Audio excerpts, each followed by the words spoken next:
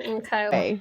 Welcome to the Modern Mystic podcast, where we help you make your spirituality an actuality and find more meaning, mindfulness, and magic in your day-to-day life. I am your host, Kilkenny, who is an elite coach, yoga and meditation professor, priestess, psychic medium, and astrologer, and have been training and spiritually mentoring thousands of people over the past 20 years. Thrilled to be welcoming Bonnie Worth, who was recently recognized as one of 6 women making a positive difference in America by CUTV Media in partnership with NBC. So she is the real deal, everyone, a powerful psychic medium. And today we are going to debunk myths and stereotypes that psychic and mediumship notions are really out there, but actually, in fact, normal everyday occurrences, and also share how to hone your psychic abilities. So without further ado, Bonnie, welcome back to the Modern Mystic podcast. Hi. Oh my gosh. I am so thrilled to be here. And I can't even tell you how excited I am for this particular conversation. There is so much information or fear-based consciousness around psychics and mediums, and to be able to have the opportunity to come forward and clear the air, so to speak, on some of those misperceptions. What a fantastic opportunity. Thank you for creating this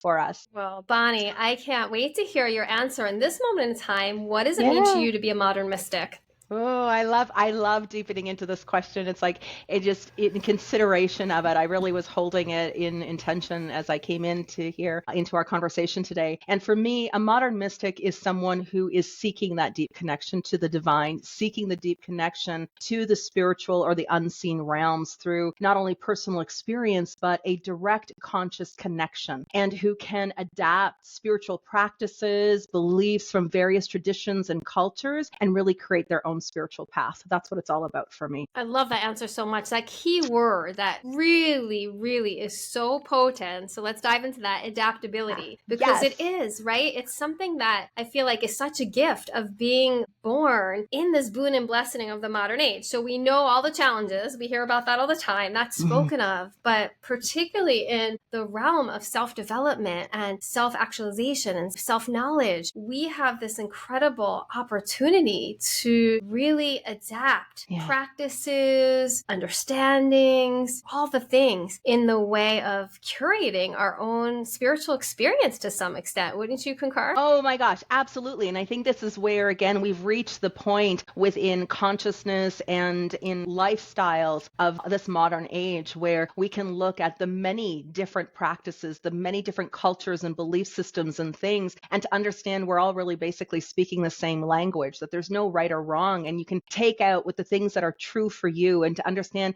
there's other things that may not resonate, but that doesn't mean it's wrong. It doesn't mean you're off on the wrong path. It's just mean that this is about curating what is right, best, and true for you, and knowing that all paths lead to the same place.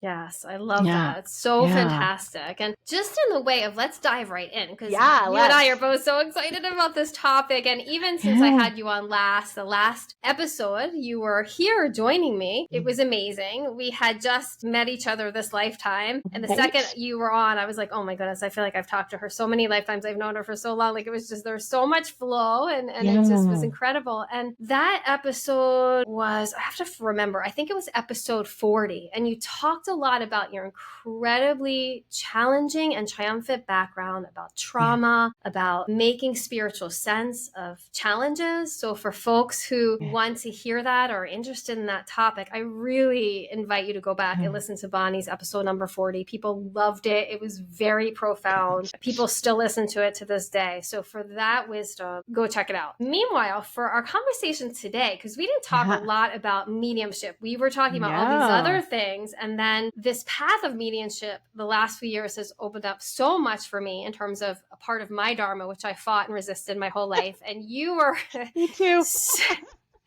you were really pivotal and helpful for me with that metamorphosizing and opening to coming out of the closet, so to speak, of the mediumship. Yeah. And so I wanted to start with just talking about how normal it is to have psychic experiences for folks who are listening. What are cues that they might be having some psychic experiences and serendipities? Because in my experience, really everyone has psychic potential. Everyone has that ability. So do you agree? And then what are ways people can know if they're having some of those experiences, or how they can open up those experiences? Well, I thank you for this question, because it is exactly for one, there aren't just a few specific gifted people in the world. I think that's one of the biggest misconceptions. There are not just exceptional people who've been given some extraordinary gift that someone else missed out on. It's not how it works at all. That we all have inside of us psychic capacities, as well as the ability to connect to the non-physical world. In fact, it is our birthright. We are spiritual beings having a spiritual experience. So to me, and in all of it, it makes perfect sense that my spirit would be able to talk to other spirits, whether they're physical or non-physical. And so we all have this, and it is something that for some people, like, myself, where I was born into it, it's been a part of my whole entire life, where other people wake up to it later on, even through conscious choice, because of and it's the conscious choice that is, again, the direction of the soul, of waking up and saying, this is your natural connection to home. This is your natural connection to who you are. This is your natural,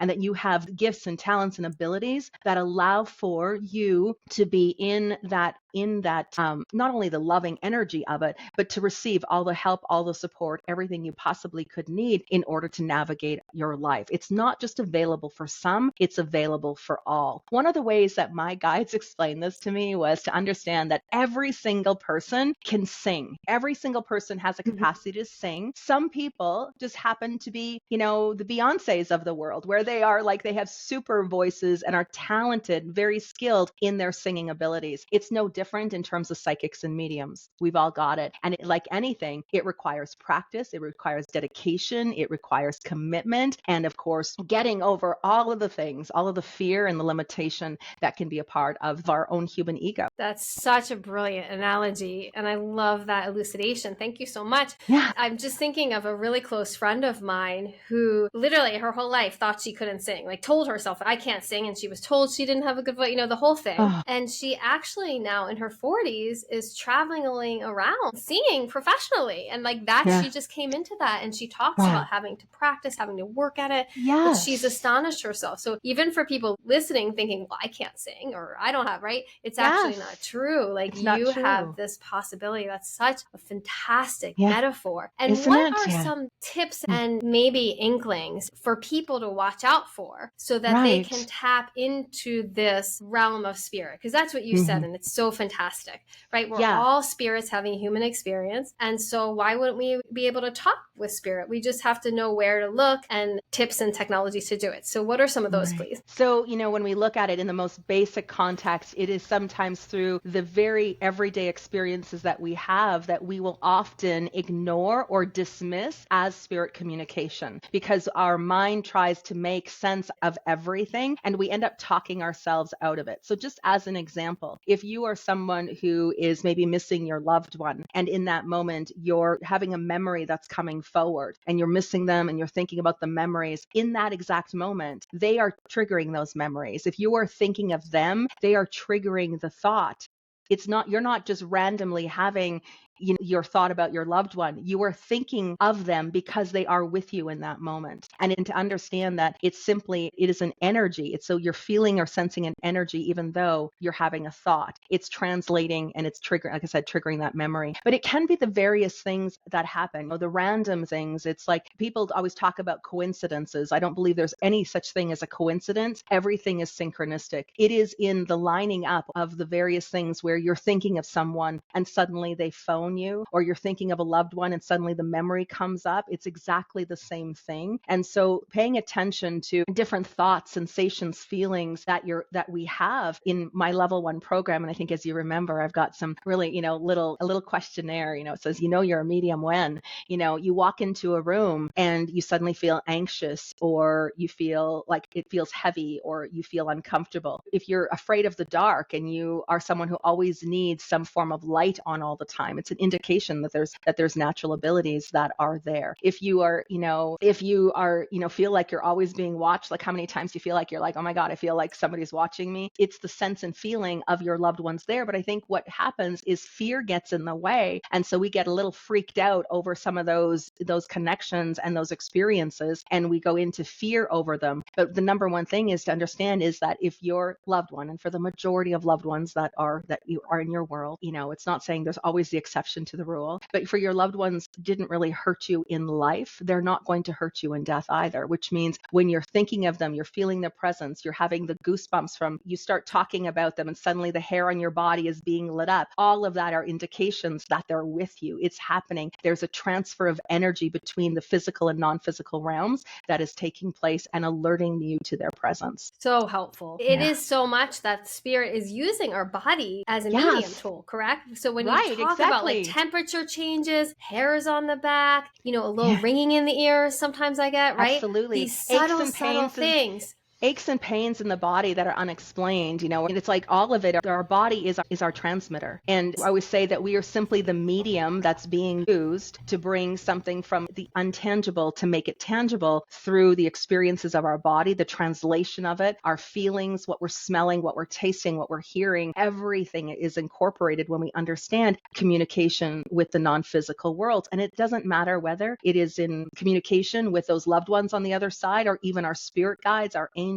Our body is our transmitter. Our body receives the energy and it translates it. And we use our intuitive mind in order to understand or to recognize what the message is, what the guidance is, etc. But it's a matter of honing in, slowing down, paying attention in order to understand that translation process. Fantastic. So rich, so eloquent too, as you always are. And so when people are getting different signals, say from their body, and I want to also highlight what you said, their senses, right? Because your senses, friends listening, that's been a huge growth edge for me, is realizing that all of my senses are ascertaining information from the other side when I'm setting that intention and opening to that.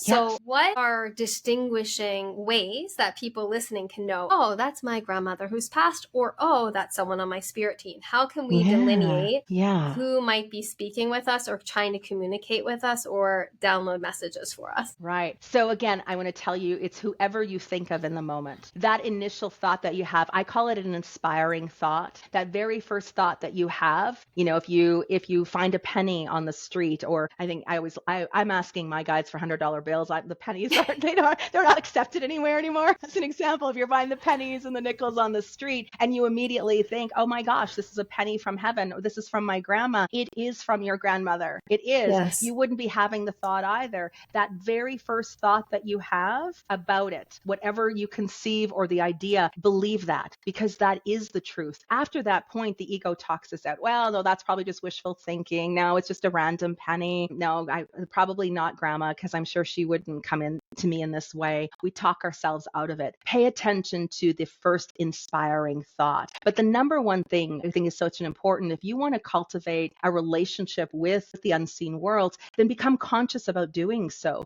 which means, as you said, set the intention. Where we have intention is where our attention is going, which means where our energy is flowing. And so therefore, wherever there's an intention from the heart, if it's your intention to communicate with your grandmother and you're suddenly after that you find the penny, or you notice a shape in the clouds, or you hear a song on the radio that really speaks to you, it's entrusting that is the message from grandma. Your intention was to hear from her, and spirit uses all of our environment and all of our senses in which to translate and for us to receive those messages. So you can become very conscious. Intention is everything. Where if you set the intention, and this is of course what I teach in the level 1 program, it's like, we set the intention, we invite them to come forward, and we begin interacting. And that is, again, in understanding, if you've asked for your loved one to be there, they are. If you've asked for your guides and angels to come in and communicate, in that you set the intention for it, it's happening. It's happening. Yes, it's so true. And I love how you spoke of it can come through a song, it can be visual, there's so many different ways. And I find in my work, and I'm wondering for you, is it that people who are auditory can focus more on auditory, because that's my experience. People who are very visual often receive information visually. People who are very into words and thoughts and verbal and loquacious, then often things come in terms of their mind, and the thoughts will just appear in their mind. And that's how spirit is using the mediumship. So can you speak to that a little bit? Is that your experience too?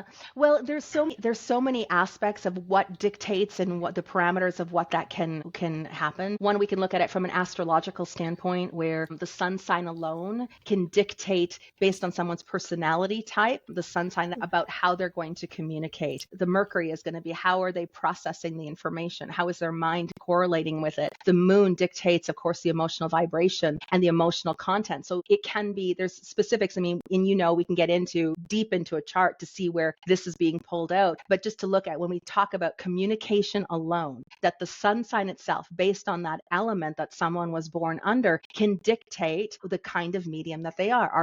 Are they someone who works more in terms of the thought processes? That would be, of course, your air individuals. Are they someone who can establish lists and find that it's easy to be able to get specific information? Well, that would be your earth sign, right? There's so many different aspects, even just from the astrological placement, that can help in understanding that. The other thing is we have natural abilities, but the thing is, we often will look at, the grass is always greener. We wish, it's like someone who's clairsentient. So clairsentient is the ability to actually feel physical symptoms in the body that translate into information from the unseen world. So clairsentient experience is the goosebumps, the hair standing up on the arms, aches and pains in the body. And that can happen, but that individual may not be very clairvoyant. So because they're having the aches and pains, they're looking for clairvoyant experiences, and then don't feel like they're good enough because they're not having a clairvoyant experience. A fire sign alone is like they are tuned in, tapped in, they're highly clairvoyant. And so,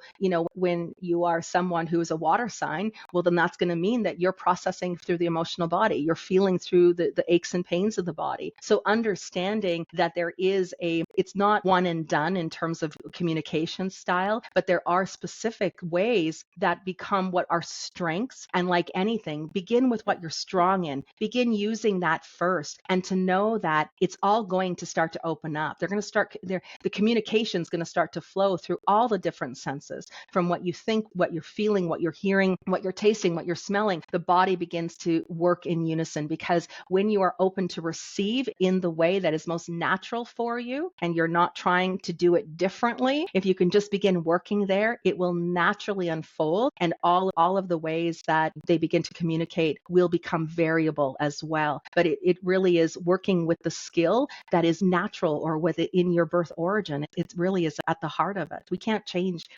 Very, very significant. And I love how you spoke of the senses. And so you can think about, if you don't know your sign, I mean, a lot of people listening to this podcast, because I have a lot of astrology episodes, will know about this. But if you don't know, think about, okay, am I a visual artist? Am I very visual? Or am I, again, do I cogitate and think really well and communicate really well? Or do I use my sense of smell really well and I'm a baker? And you can then start to open in that way. And how would you suggest people do that? Sit down and meditate, light a candle? What are 3 to 4 ways that people can take actionable steps, please? So I love that you asked this question. I want to go back to what I spoke, because it's a foundation in my program, that those three I's: set an intention, then you create an invitation, and you begin interaction. And what I mean by that is create a space for yourself where you're going to have 5 or 10 minutes where you can just sit down and slow down. The key is we need to create silence. We can't, if there's too much static in the world around us and we're busy, that's one of the number one things people say: I don't hear my angels, I don't hear my guides, I don't think my loved ones are with me. But they're so busy in an external static of energy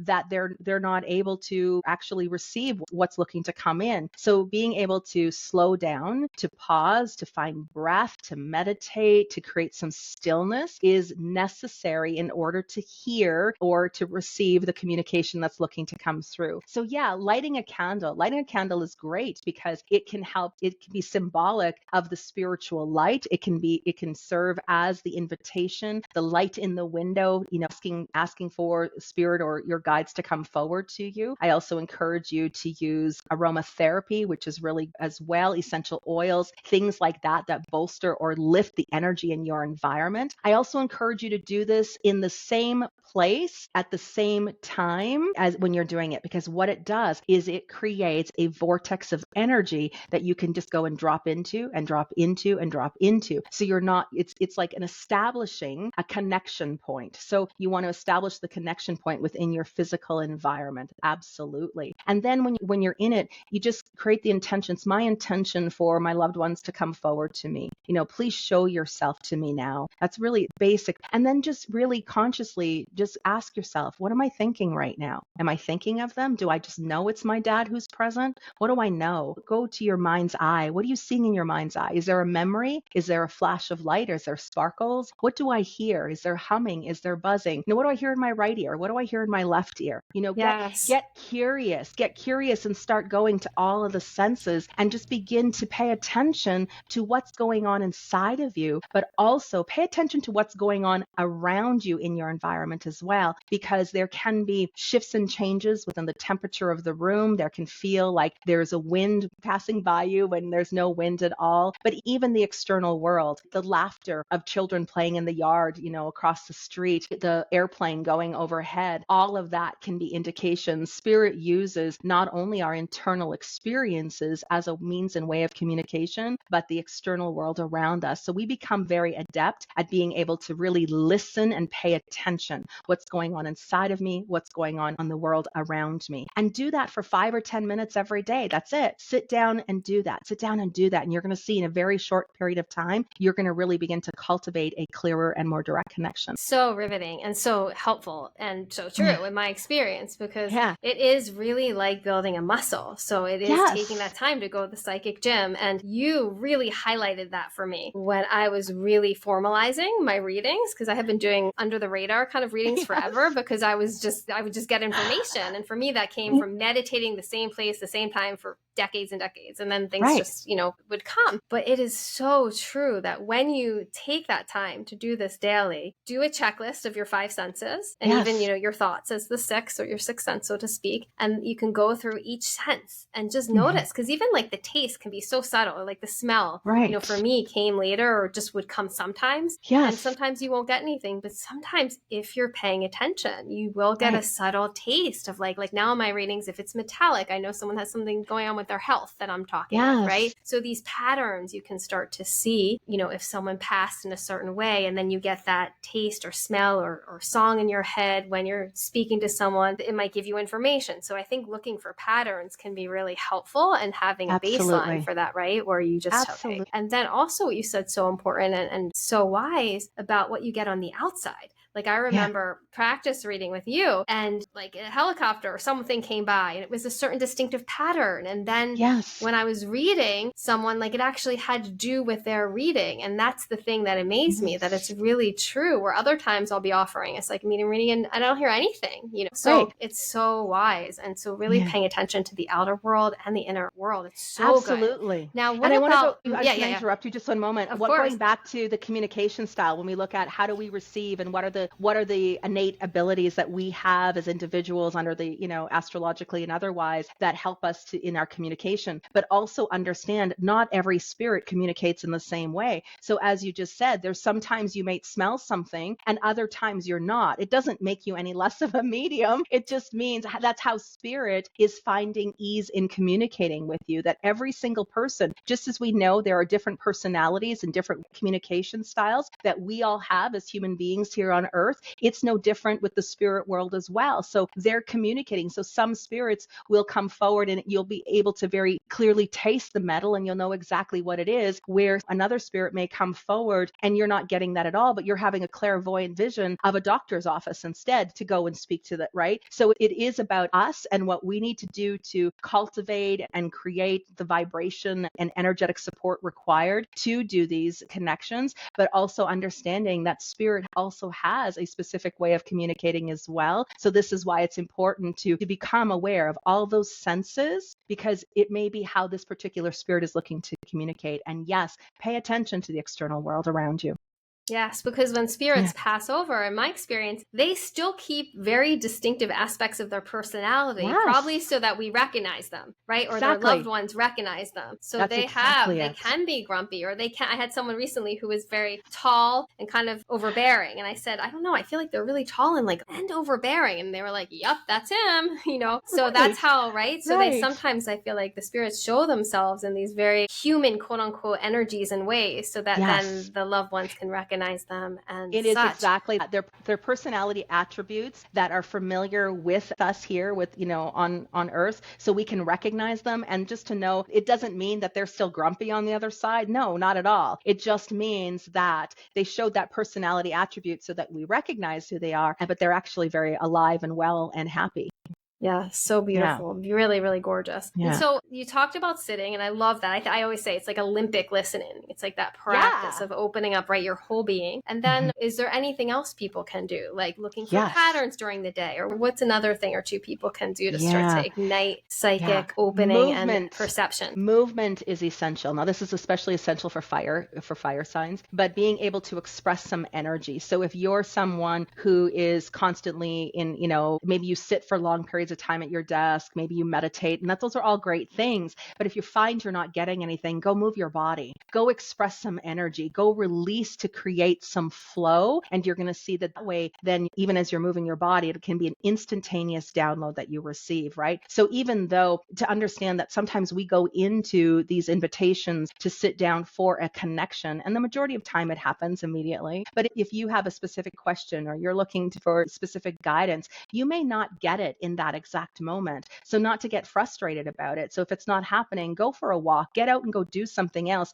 clean your house, go and do something to move some energy, and you'll find that message or that connection will happen in the most unexpected moment. The key is just to simply ask. That's the number one, I would say, the number one spiritual law: ask and you shall receive. It's just that we sometimes expect it to happen in that moment, but it may not happen in that moment. So go move your body, go do some yoga, go do something to express some energy, because then you're creating space for that to drop in, or you're creating space even within your energy field in order to make space for that connection to happen. When we understand too that when our energy fields are restricted in any way, if we are emotionally, maybe we had a really hard day, we're frustrated, we're in a lower vibrational field, and that lower vibrational field can make it difficult and challenging for us to have those connections. So you want to do things that are going to boost you, that are going to help to lift your spirits. So dancing, movement, listening to music, anything to raise your spirit is going to help raise your vibration to connect to spirit as well. So we have to understand that, as much as we are relying on them to show up, we also have to do our part to increase the availability. That's sitting down in meditation and doing the 3I, but also increasing our energy in our own field so that it's more vital for that connection. Yes, that's Yeah. so helpful. Because as Yeah. you said, it's that I think of it elevating my vibration. Yes. Because if I'm in a Yes. place where I'm doing readings and I've had a harder day, it's a practice. It's part of Yes. work that Yes. you and I do. And if you're trying to connect to spirit and your spirit team, that you have to, as you say, reach for them and Yeah.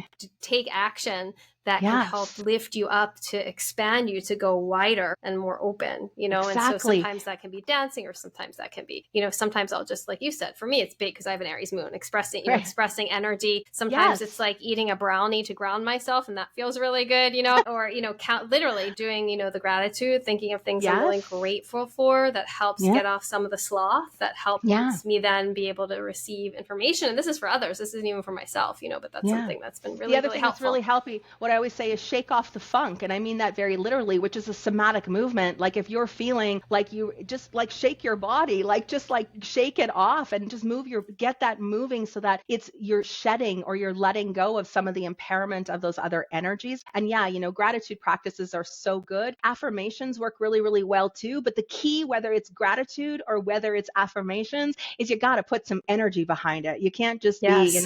you can't just sit there with an affirmation and just say, I am am happy. If you're not going, you have to go, I am happy. Like you got to put some energy behind it, right? And you've got to, and so that shift in the energy can shift the energy in your field that allows for that connection. So even gratitude, it's great to write down and say, I'm grateful for the beauty of this day. I'm grateful for the loving connections and people I have in my life. It's great. But if you can speak that out loud and you can charge it with some emotional energy, your emotional body is what dictates your vibration. Yes. So anything you can do to put some emotional energy to charge that is going to raise your vibration for that connection. Yeah. So beautifully put. Another way to say that, friends listening, it's like you're trying to connect to like a spiritual Wi-Fi, and to get bars, you won't get the bars if you don't feel the feelings in conjunction with the affirmations you're saying.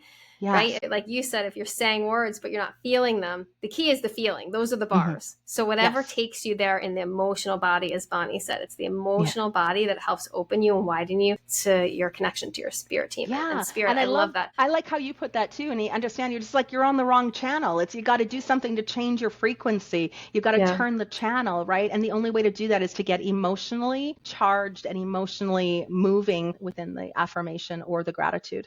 Amazing. Okay, so now let's talk about psychic abilities versus mediumship versus transpersonal mediumship, because some people will have heard these terms, and I love how you speak about this. It's a lot about receiving information versus perceiving information and using your full body, like a Whoopi Goldberg ghost experience. Some people will be too young to know that but or Abraham Hicks. So many people know Abraham. So can you talk about those three arenas and your thoughts about those? Oh my gosh, I love this question. I've gotten in trouble. I have to tell you, I get in trouble sometimes for this question from other people, because I wanted to say, it's not saying one is better than the other. That's not what I'm getting at here at all. It doesn't mean that if you are more inclined in one way or the other, that it somehow holds more allegiance to your connection or to what you're able to offer in service to others. Different. It's just different. And just like, we talked earlier, it doesn't matter. It's all the same paths that get there, right? So when we look first at being psychic, every single person is psychic. So just remember, we talked earlier, everybody can do this. So it initially starts with that gut feeling, that intuition. But to understand that it's more than that when you become as psychics, that is the ability to perceive energy. So psychics perceive, which means they are able to read the energy imprint within around someone's energy field, and they can get information based on what they're perceiving from that energy around the person. So they are being able to say, things, the way to identify the differences are within a psychic will say, well, what this might mean for you is, or right, how you could maybe look at this is, there's a possibility that this is what it could mean, right? It's a perception of energy that has many variables. So, and I know some incredibly gifted, talented psychics that blow my mind in what they're able to perceive through the energies of an individual. Whereas mediums receive energy, which means we are transmitting an energy frequency from one realm to another realm. So from the unseen world to the physical world, there is a transmission of energy. So it's like where a psychic is perceiving the different energies, a medium's picking up the phone and having a direct conversation with someone, right? So we're connected, right? We actually are talking to someone. They just happen to not be in a physical form, right? So now as a medium, every psychic has potentials to open up into mediumship, okay? It's all there, it's built in, it's natural. It just maybe needs some practice and development and awakening. Whereas for mediums, so not every psychic is a medium, but every medium is a psychic, which means it's just, we have an adaptability because of the transmission of frequencies. We can easily perceive and understand energy as well. It's natural. Okay. Yes. So there's psychics perceive, mediums receive. When we look at the trance channeling that goes on, this is a whole other aptitude of mediumship as well. So there are two different, what I teach in my programs is I teach mental mediumship, which means working with the intuitive mind, being able to translate through the soul senses. And what that does is then it moves into and opens up for channeling abilities. Whereas within the trance channel, which is actually where the medium sets themselves aside and spirit comes into their body and uses, because spirit doesn't have a physical body anymore, but they will use the medium's body and voice to be able to communicate. So it's almost like the medium goes in a trance-like state, and the spirit comes in and is able to speak through. Higher beings of consciousness will come through. You mentioned Abraham will come through in that way, and will use the medium's body in order for that to happen. The difference with trance channeling or as a channel medium, so I'm a channel medium, so which means that I've highly tuned my senses to be able to communicate with the other side. And when I channel, is that I work with these higher beings where they almost do an overlay in my energy field. They're not coming into me. There's just an overlay, and they're using the energy, and I'm still using my voice. I'm still consciously aware. I'm very awake. It's just that I'm in a state of just channeling everything that's coming through. Whereas a trance channeler, they almost go into a little bit of a sleeping state inside of themselves while the being uses their body. So Bashar would be another individual that would be a trance channeler in that way as well. Really, really resplendent. Thank you for that. You're welcome. Understanding. So just to recap for the listener, so psychic abilities, it's the ability to perceive information. Everyone has it. Mediumship is more receiving. It's, as Bonnie said, picking up the phone and you can have this conversation and you're like this bridge. And then the trance channeling is when one really gives permission and allows spirit to fully take over. And that's the most rare, I think, and takes over a body for a longer term kind of gig. And that's trance channeling. Very helpful. And in my experience, the thing that amazed me, because for so long, I've been, since I was a kid, getting messages, in this land of receiving information, perceiving information. However, still, because of, I think, my own resistance to the work and also marketing and movies and culture, for the longest time, I resisted thinking still that this work was like, I was really a psychic medium. Like, I sense things, and now when I do readings for people, a lot of people I think are that way. And one thing that really stands out for me, at least in my experience, is how subtle it is. And the real understanding that spirit really meets a lot of us where our imagination lives. And so there's this place where you can feel like, oh, am I imagining that? Or is this real information? So could you talk about that a little bit? Yeah, I think it's so great. It's one of the number one things that a lot of people will say to me when they come in for training as well. They say, I feel like I'm just making it up. And I say, because you are. Spirit's using you to make it all up. They're using your imagination. They absolutely are. Those thoughts, ideas, the imagination's coming forward. They also use our personal bias. And what I mean by that are the experiences we've had, the relationships, the challenges, how we've overcome it. So what can happen very often is people feel like they're just making it up because they don't have anything tangible that can be held in the moment to validate what they're getting. So spirit is in the land of imagination. That's exactly it. And the storylines, the flashes, it's like a movie scene or thoughts of ideas that are going on inside of you. And I think even we can go back to the many different ways that we receive information, is just to know that even if you are picking up a humming or a buzzing in your ears, or sometimes it can feel like you're underwater, if you're having a sensation in your body, if you're smelling something, don't worry if you can't make sense of it. Like, we have to stop trying to figure it out. I think that's the number one thing psychically, or even as mediums, where we can just look at and just allow for, just give it a moment, because it's going to trigger a higher knowing. That the smell is going to trigger a bias. It's going to trigger the imagination. You're going to have a vision. You're going to have a thought. Just allow yourself to receive and be aware of whatever's coming in and allow it. I love how you talk about the resistance of it. It's like, I'm just going to keep this at bay. There is such a fear consciousness around mediumship. I am part of my sacred mission is to demystify, is to bring this out and to let people know this is the most normal thing in the world. And in fact, if I always feel sorry for the people who don't experience life this way, it just means that, obviously their soul is here for other karmic lessons and things. So I don't discredit that, but this is such a natural, and I think we as humans make it so much harder than what it actually is. I think you're so right. I think that, it's that doubt, it's, the quote unquote ego, and it's the part of our adult mind where, like, kids, as you know, right? You hang out with kids, young kids, they all will talk about this stuff until a certain age. It's part of our hardwiring that I think gets conditioned out of so many of us.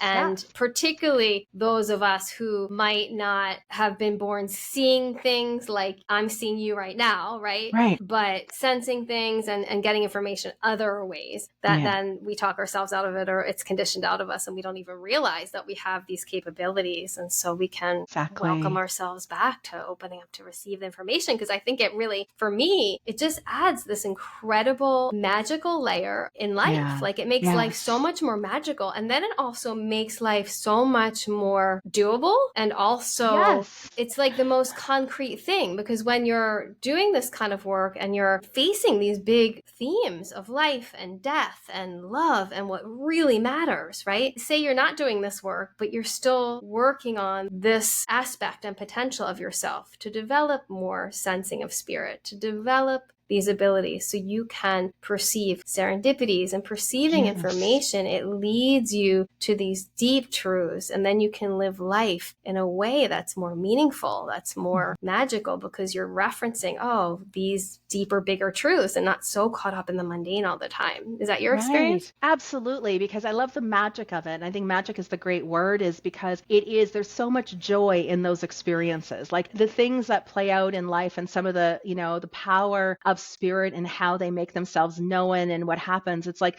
when we can get beyond the conditioning, when we can override the belief systems that maybe we grew up in, whether it be within cultures or religions or even doctrines, of even family, whatever those may be. There can be so many things that hold us back where we feel like we are limited or that this isn't possible. But this is again coming back to the truth of things within ourselves, but being able to forego and bypass everything that we've been taught to understand. My favorite thing is, for me, I always am prepared to not know. I know a lot of things, realize that I know a lot, but I'm always prepared to not know. And that's the magic of it. It's because just when I think I understand how it all works, spirit does something more. Something else is revealed. There's something else. So I'm always in this wonder state. It's like, I wonder what's going to happen in this reading I'm going to do today. I wonder how spirit's going to make themselves known. And I think as children have a sense of wonderment, and we lose that as adults. And this is about creating the magic, is about bringing back a sense of wonder. And if you can do, it's like, I wonder how my loved one's going to get my attention. I wonder,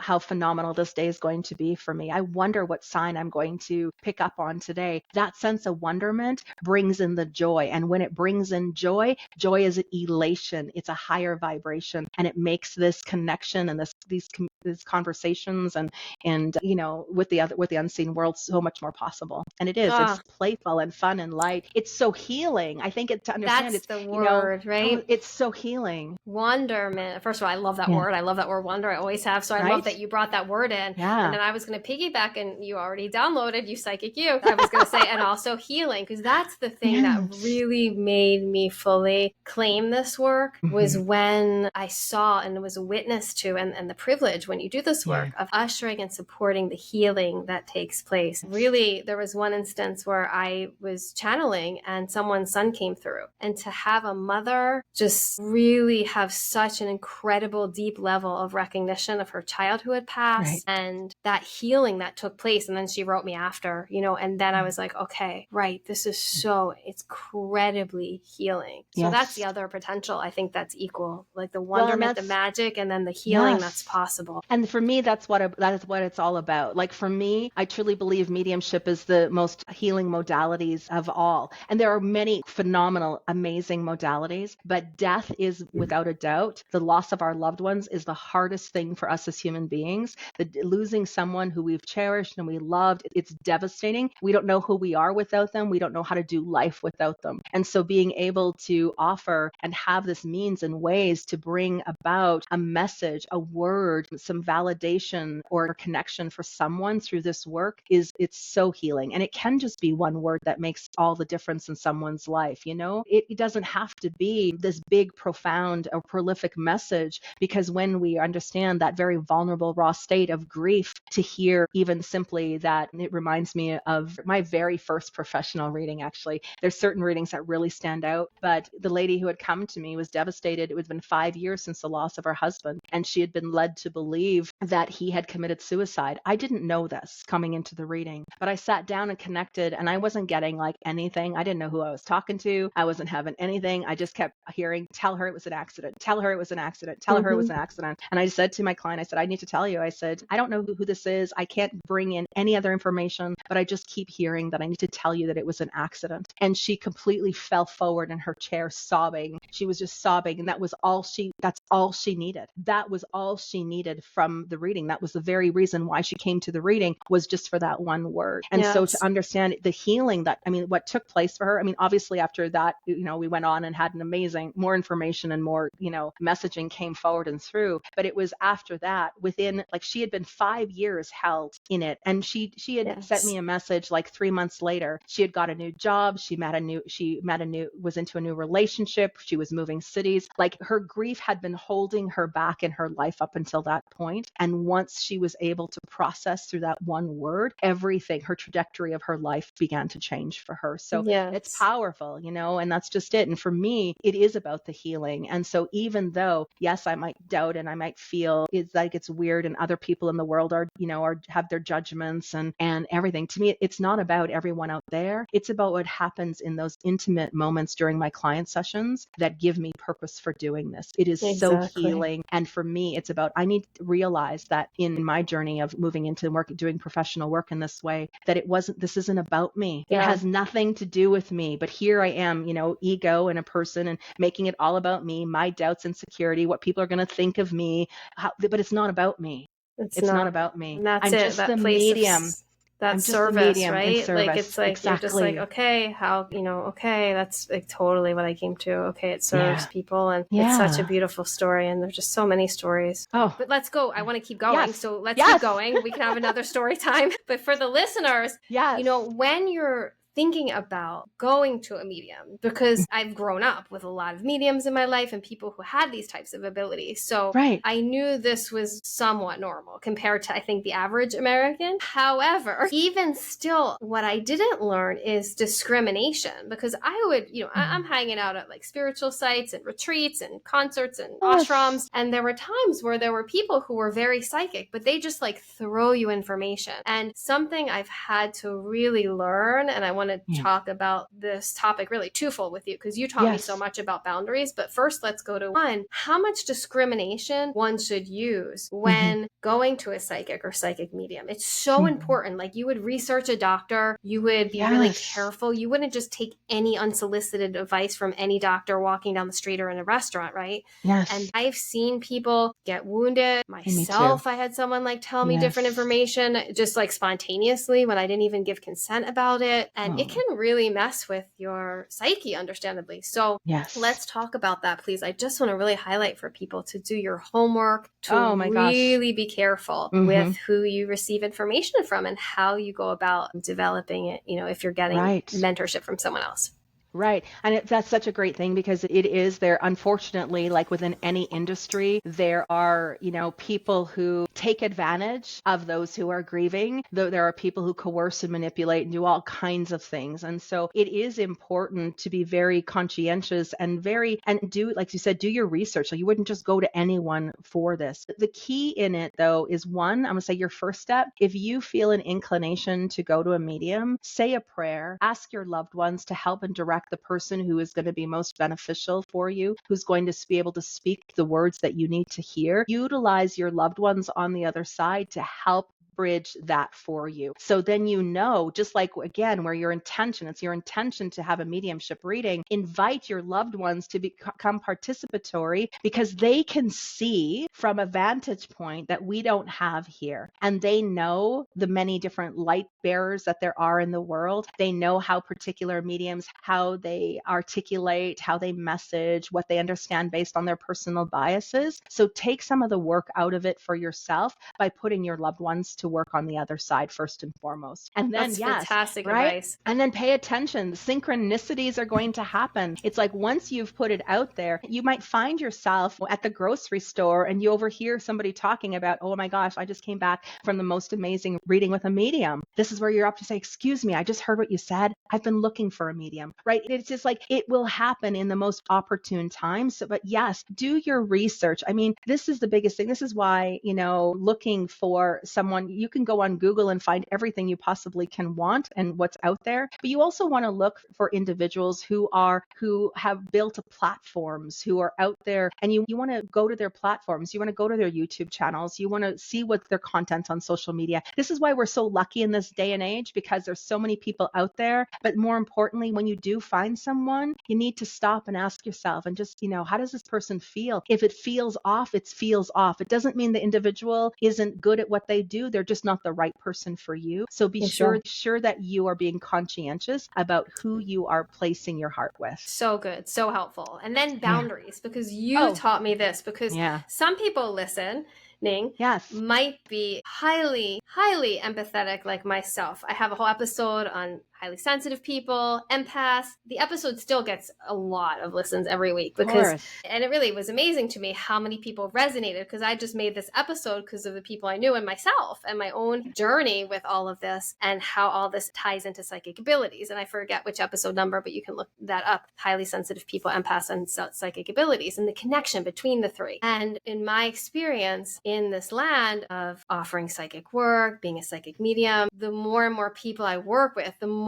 it's so clear to me now, empaths, highly sensitive people, they completely have an internal biome for this type of work. Yes. With my own journey, for me, it wasn't so much like, how do I receive information? It's like, oh my God, I get so much information all the time. No, I don't want to do this work, because if I did this work, how much more information would I get, and how would I be able to handle that? And so one of the key things you taught me was about boundaries. So for friends listening who are on the other end of the spectrum, it's like, I get so much information, I'm so sensitive, or I cry so much, or I feel so much, all of that. You taught me about, make rules up for your spirit team. That was one of the most helpful things that anyone ever taught me, that I can do that. And I love that you brought this up. Or get clear in your mind when spirit can come, not 24 hours a day, but like not in the bathroom, not in your bedroom, things like that. And it was like, to me, that was hugely helpful. So thank you. And can you talk about that? How boundaries with spirit, you got to make it just like with people in your life.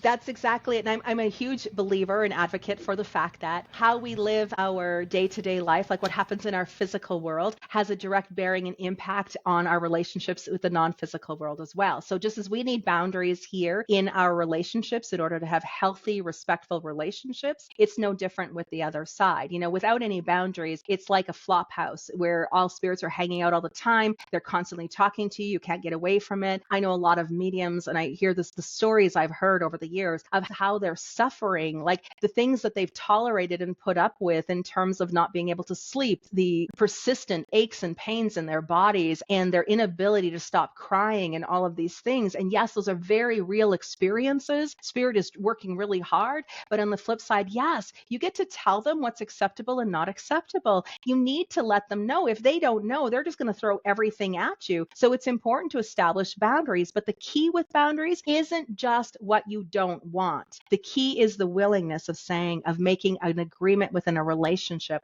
that says, as a boundary, I have with spirit, they're not allowed to come into my bedroom at nighttime while I'm sleeping, unless it's an emergency with my family that I need to be alerted to. But otherwise, they're not allowed to wake me up. They're not allowed to be in my bedroom. And in correlation to that, I've also made the agreement that I will also make myself available for them during the day, every morning during my meditation for a few minutes. So I'm saying, don't come to me here, but here's when I'm going to open and when I'm willing to work with you. So it's not just about what we don't want and what we need. It's also making ourselves, of establishing a healthy relationship. How can we make ourselves available to spirit? When can we make ourselves available? How would we like this to play out and happen? And then structuring it in such a way so that there is a giving and receiving that's taking place for both parties, for us and for them. That's so lovely. I love that so much. And thank you for that. And I think that a lot of people, in my experience too, of course, in a sense, that liminal space of sleep, right? A lot of people in their dreams. So let's talk about that a little bit. A lot of people will wake up at that 2-3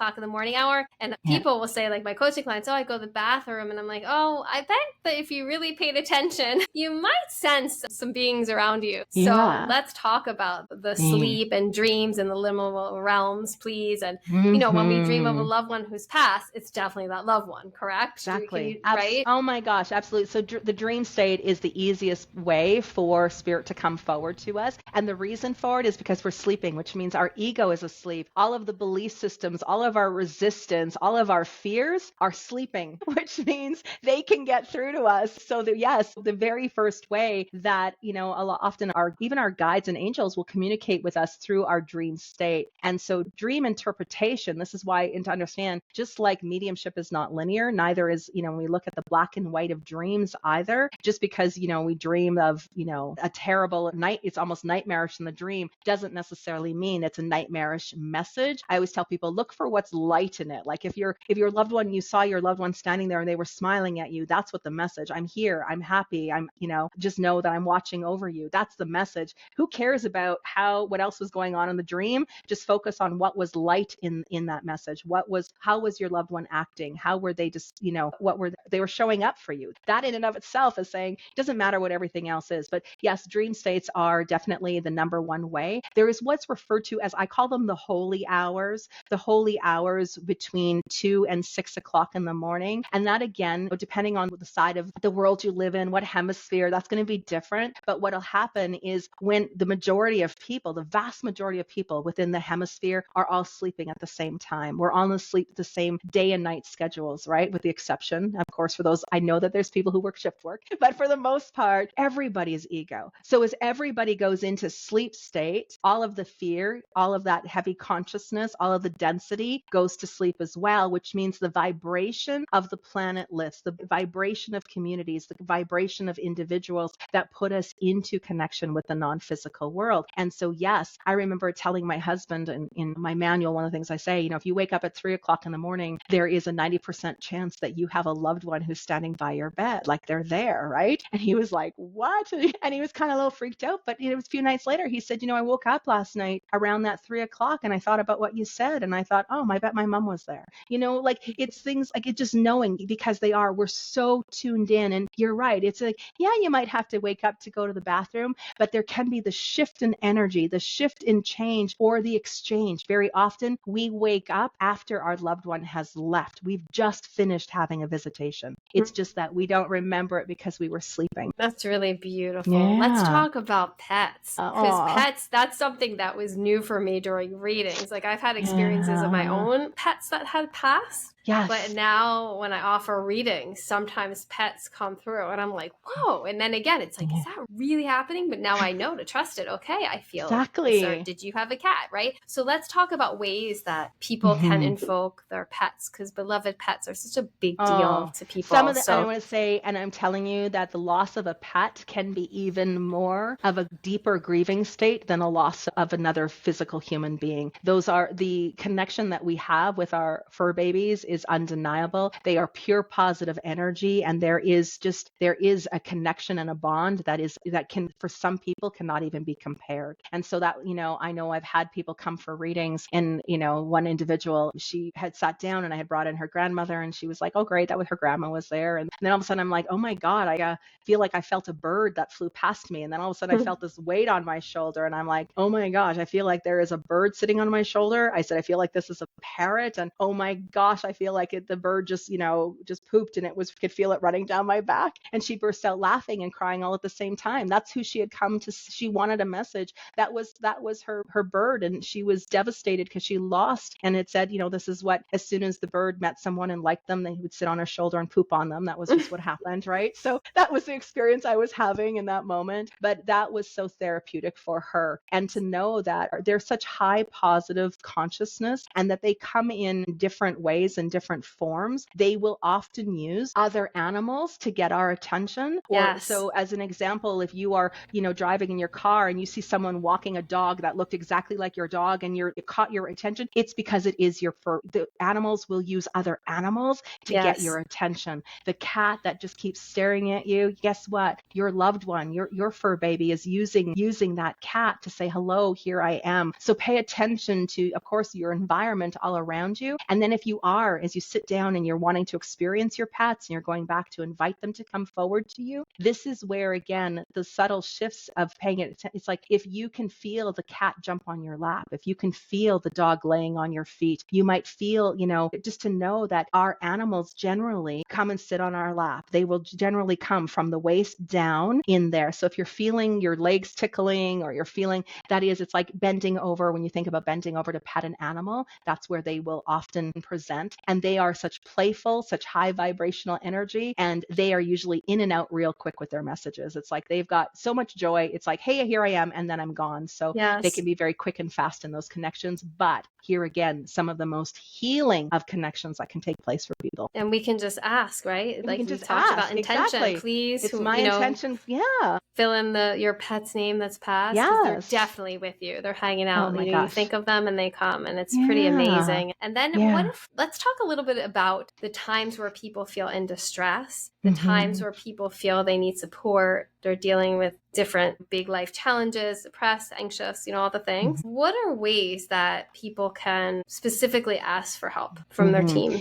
I think that one of the greatest things that you can do is to write a letter, and write a letter that basically, where in the letter you're asking for them. And this is where, again, what's referred to as incubating a dream. So you want to incubate a dream, which means write a letter, and on your letter, ask for some guidance. If you have a particular situation, if you have a question, if you're wanting to have a connection or a visitation with a loved one in a dream, and it's not happening in your day-to-day life, write a letter and have that letter and put it by your bedside. Have it there, and every night read that letter and put it down. It's like, it's my intention to receive the answer to this question, or to have the connection, whatever it is. Read it to yourself every night before you go to bed, and you begin to incubate the dream, which means you're beginning to nurture that connection. And then over several nights, you will indeed have a dream. The answer will come in. You will have a visitation from your loved one, and it will happen, as I said, in your dream state first. So use this as an opportunity to curate that connection for yourself, especially if you're stressed and life is challenging and difficult for you. You're not going to be able to receive that in the moment, but you can also, there's a lot of divination tools that are very helpful as well. And so, turn to your oracle cards. They're so great. You can even use, you don't need any magic powers to use them. It's just like simply just asking, hey, team, I need some help here. I need some clarity. Mom, dad, I need you to use these cards and help this to get clear for me. And so use your oracle cards. There are other divination tools to begin to receive those messages. But I love incubating a dream. I think it's one of the most powerful ways to be able to create a connection. Thank you. So helpful. Really beautiful. Welcome. And I think too, just to add the cherry on top of your gorgeous sundae, we can get pictures of people, or beings, right? And just simply, even if we need that visualization, or by having that visualization, if we put a picture of a grandparent that loved us very much, right? Because then it can remind us to ask. Because we see the picture as well as invoke the picture as well. You taught me this beautiful thing about writing someone you're having a difficult time with as a way to access a conversation between your higher self and their higher self. And that was, I had never heard before. So can you share a little bit about that pearl of yours? It's so very powerful. What I refer to it as having a soul-to-soul conversation with someone. So when we have challenges or difficulties in relationships, or feeling blocked in any way, we're just coming up against a brick wall, maybe even with someone, right? And again, yes, there's karma that is at play and all of that things. We don't want to take away from that. But one of the greatest things that we can do is through meditation, sit down and hold the intention to connect with the other person's higher self. That from your state of higher self, that you invite the higher self of the other individual to come forward for this meditation. And then imagine that they're in front of you. Get a sense or feeling. You might just know they're there. You just, just give that space and allow for it to play out in exactly the perfection that it'll play out. And then have have the conversation in this way, as if talking directly to them from this place of higher consciousness, where you can speak to them and let them know that you'd like to alter or shift the relationship. Let them know how you're feeling, especially if you have someone that isn't listening to how you're feeling or what you need. This is a great way to be able to have those conversations, but also to find resolution. And just when we understand here, as we as mediums can talk to spirits of those who have passed, we can talk to the spirits of people who are still alive. And that's really what you're doing here, is you're calling in the spirit of the person to come forward to see if there isn't a better way that you guys can negotiate something different for your relationship. Is there a different way you can be approaching it? Can we please try something different? And as you're asking of that person, remember, they have free will. They can agree or not agree with you, but they give them a chance, and just let that be a part of the conversation as well. And I tell you, time, and I know you've experienced it too, Kilkenny, there can be an absolute switch, that of shift within a relationship that is, you can't even describe what takes place. You can't even comprehend what can happen through this process. And then, but you thank them for their availability, thank them for their willingness to even have the conversation. And in the willingness to even have the conversation, it's going to automatically shift something in the relationship. Such a profound practice. I love that so much. And thank you for that really great detail. Yes. Okay, last question before we wrap up. The realm of where psychic abilities meet psychoses. Because one of the things that scared me a little bit about this work when I was a kid was I was hanging out with people who were meditating, who were, really deep in the practices. And every so often, because I was a kid hanging out with adults, it was back in the day where you didn't need consent forms. You just ran around. I mean, it was a different time, totally altogether. There was no consent about anything. And so I would come across, or I'd be talking with, in these more communal situations, spiritual communal situations that I was blessed with. Once in a while, I'd come across someone who was clearly having incredible spiritual experiences, very demonstrative that they had psychic abilities, but it was also clear to me as a child they were not psychologically well. And I could see that hand in hand.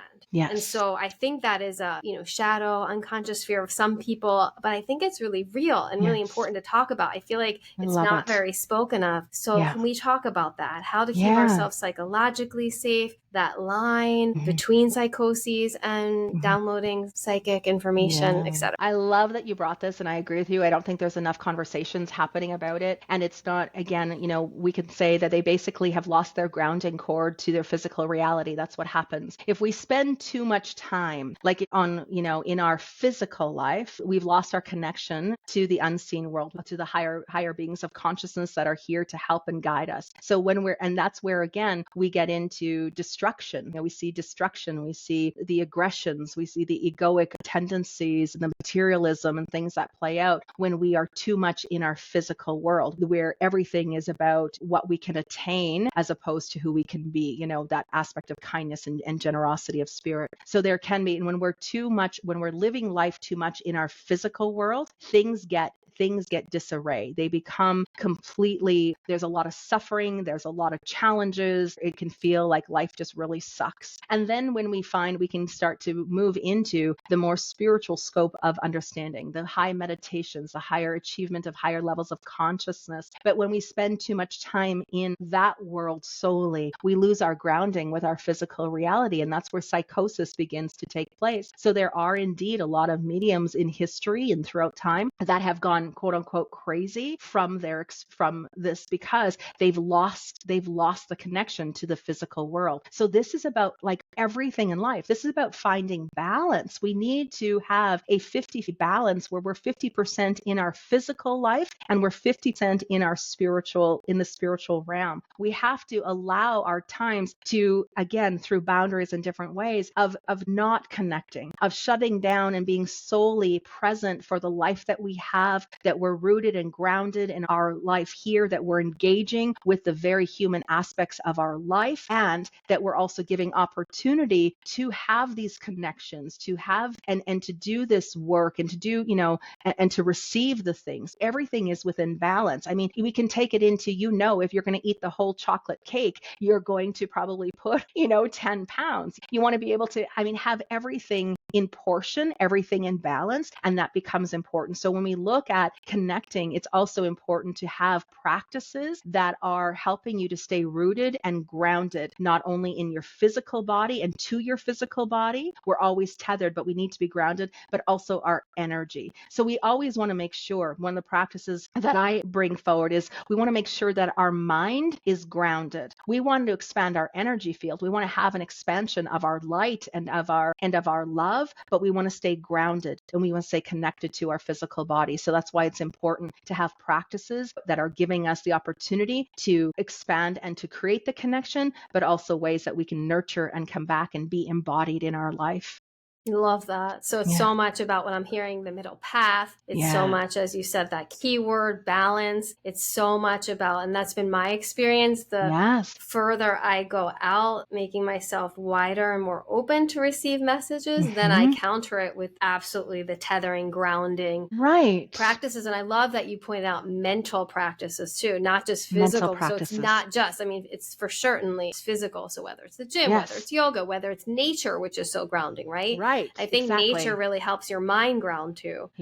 Nothing helps you ground. Nothing helps you ground like cleaning your toilet. Like I'm telling you, you want to get back to earth, clean your toilet. That's what we used to go and do when there's ashram I used to go to as a kid. It was like you go up and you clean the toilets, and then you would have the most amazing experiences. I really believe that it's a really, really quite brilliant thing to say, and doing, whether it's mantra practices or doing mental practices where you're using your mind to look at your surroundings and your environment and labeling things like window, tree, square, whatever, different practices. I love that. Thank you so much. It's so good. You're welcome. Physically being connected, but also to other people. So what, reach out, give somebody a hug, hold their hand. I mean, obviously you want permission and you want to make sure it's, you're not just approaching random strangers on the street, but you want to make sure that you're doing to help you, because those people can be like, I always say, my husband is my grounding rod. He is the one who helps me to stay earthbound and to be able to have that balance, right? And so that's an important having someone, a friend, even just someone that pets are so grounding. My pets, I'm just like, if I just like sniff their heads and they elevate vibration too. Like if I'm having a harder day, like we were talking about, and then I have to do a reading, the pets can really help with both those things. I think, right? They can. Absolutely, yeah. Now, when people have things like Alzheimer's and such, is that part of not being tethered to their body fully? What is your wisdom on that? Yeah, that becomes an altered state of consciousness that they're going through. And so it means that there is a scope of their own underneath. And this is all unconscious. It's escapism. So escaping what is the physical reality, especially if physical reality has been too difficult and challenging. But more importantly, it's what allows them the opportunity to disassociate with the physical world so they can connect with the non-physical world. And so we can as mediums connect with those people who are in comas, who have Alzheimer's, who have dementia. They're just in an altered state. They're still physically here, but the majority of their consciousness is already within the non-physical worlds. That's been my experience, and I was curious if you felt how you saw that, and I completely concur. Thank you. Well, Bonnie, would you mind just like ending with like a 30-second, a minute, whatever you want, like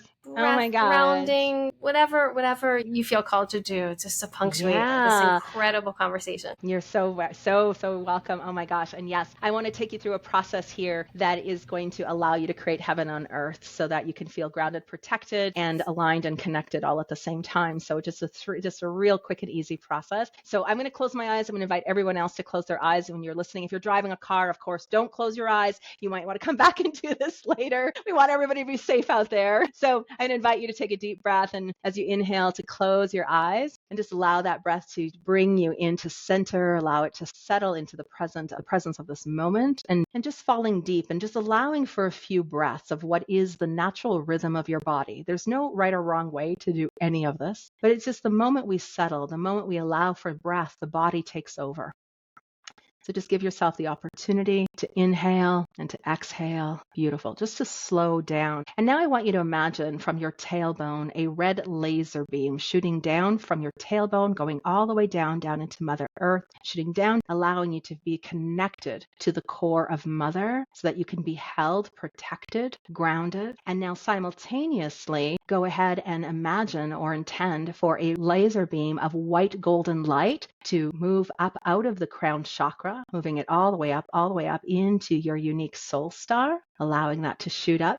Beautiful. There we go. We're connected, heaven on earth, right here, right now. And now, just through your breath, you might sense or feel a golden, beautiful, big ball of light that begins to hold you, that expands around you. And it's from this place, from this space, where we can set the intention for a connection to our loved ones. So just go ahead, and if there's anyone in particular that you would like to ask to come forward to you, just, it's my intention to connect with my dad. It's my intention to connect with my fur baby. Just go ahead and set the intention. And now invite them to come forward. You might get a sense or feeling of them being here, get a flash of light. You might just know that they're present with you. And just go ahead in this moment and just go through your senses and just, what do you know in this moment? Do you know that it's your loved one? Do you know that they're happy and well on the other side? What do you know? Do you know that they love you? And now take your awareness to what you see in the mind's eye. Maybe it's a memory, a color, a flash of light, sparkles, a smile. What do you see? And now take your awareness to what it is you hear. Do you hear a humming or a buzzing, the sound of wind, a clock ticking? Maybe even feels like you have pressure or you're underwater. What do you hear? And now take your awareness to your physical body. What do you feel in this moment? Do you feel your heart beating really fast? Butterflies in your stomach? Maybe you feel like there's a hand on your shoulder, a kiss on your cheek. Is there maybe even tension or tightness? Just be aware of what you feel physically. And now what do you feel emotionally? Do you feel joy? Do you feel excitement? Do you feel sad? Even in sadness, this is not about your loved one being sad, but their presence with you that is activating a sadness inside of you. So what do you feel emotionally? And now take your awareness to what it is that you smell. Do you smell perfume, cologne, cigarette smoke, the ocean, the fragrance of a flower? What do you smell? And now your awareness to what it is you taste. Sweet, salty, maybe your mouth is dry, maybe you're salivating, maybe it's fresh bread or cinnamon buns, maybe a banana or a mint. What do you taste? So you're just paying attention to the inner world. And now I just invite you just to imagine the space around you. Get a sense or a feeling of the energy on the right side of you. Does the energy on the right side of you feel light? Does it feel heavy, hot, or cold? And now your awareness to the left side, from the right to the left. Notice what shifts or changes. Does it feel light or heavy? Is the energy moving fast? Does it feel elation? Is it spiraling or spinning? Just notice what's happening around you. And by this simple practice, just know that whatever you've experienced through any of this awareness, through the sensations, the feelings, the thoughts, the ideas that have been playing out, that this is your loved one, that they are indeed with you, present in this moment. And so now we want to just thank them for being here and for this opportunity, taking a deep breath in, holding it for a moment, and now just gently letting it go, bringing awareness back to your body, to your fingers and toes. Once again, imagine that red laser beam shooting down from your tailbone, down, grounded, secure, protected, beautiful. And again, that white laser beam out of the top of your head, letting it connect to your unique soul star, heaven on earth, right here, right now. And when you're ready, you can open your eyes. That was just absolutely divine and so profound and just such a gift for our listeners and myself. Thank you, Bonnie. Thank you for so much. You're so wise and you're so compassionate and you're so eloquent and you're so fun. You're just a breath of fresh air in every way and the profound profundity simultaneously. So where can folks find out about you in this world? Yes. Oh my gosh. Of course, visit me on my website at Bonnie Worth. Of course, you can find me on social media, on Instagram is where you can find me hanging out as well. I also, Kilkenny, I wanted to make mention, I have a little gift of course, for everyone that is tuning into this segment. This is for our members. Yay. Yes, for the members. Tell exactly. them. It looks amazing. Yes. So I have a spirit guide toolkit where you're going to have all kinds of downloadable PDFs that really help you to nurture your connection to your guides and angels and loved ones on the other side. I've got a meditation to share with them as well as an activation. And so that's also available for everyone, just as my my gift for tuning in. And of course, that's available as well. I have a new platform, which is called Bonnie Worth Global, and where you'll be able to access all of that as well. So yeah, I love it. I love you, Kilkenny, for what you do, the messages, the service that you offer through this podcast for so many people and who are part of your membership. What a gift you are to all of us. So thank you for being you. Thank doing you, this good work. Bonnie. Oh my Folks gosh. who want to become members, you can go to Modern Mystic. I'm so like out there on the cloud from your amazing guided meditation. It's modernmystic.forward/member, and you can become a monthly member and get Bonnie's most generous offering. And I can't wait to check that out. And in addition to all sorts of videos, yoga, meditation, mindfulness, mystic hacks, become a member. And Bonnie, thank you again for just being you and such balanced energy and such wisdom. Thank you for being here always, and namaste. Oh, yes. Bless you. Thank you.